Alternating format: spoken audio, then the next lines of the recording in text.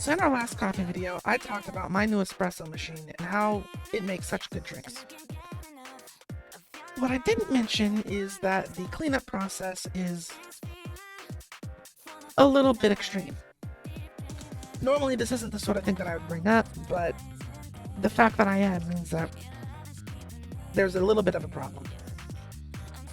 So in a lot of espresso videos that you'll see on YouTube, specifically in shorts, you'll see the people, when they're done making their coffee, they'll tap the puck of coffee from their doohickey device into the trash can, and it comes out in a clean tap, a clean motion.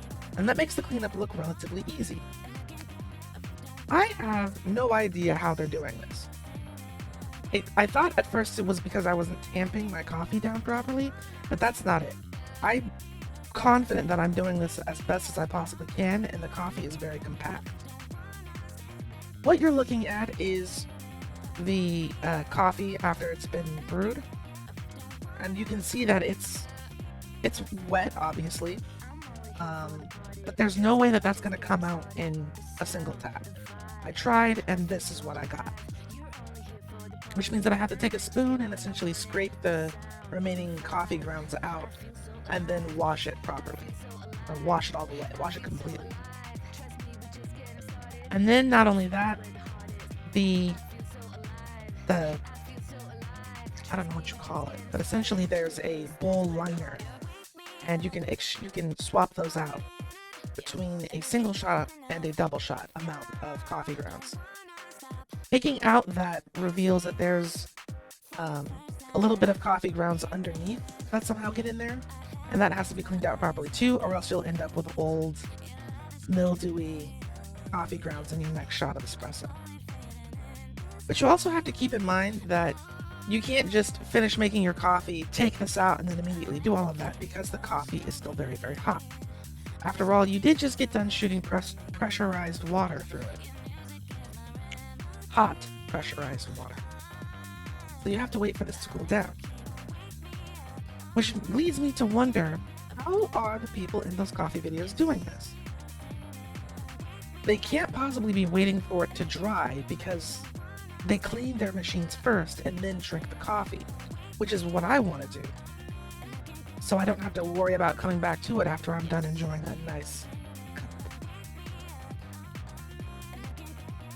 Anyway. That's not the only issue.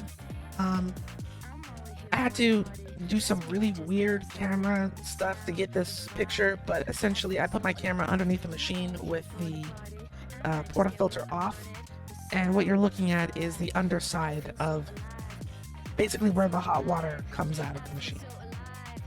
Because it's pressurized, when the water is done pushing the coffee down, when the seal is broken or released, it sucks a little bit of the coffee grounds back up, and that gets a little bit of these coffee particles stuck onto the machine that you have to clean it, because if you forget and leave it, that again will get some of that old gross coffee flavor into your next shot.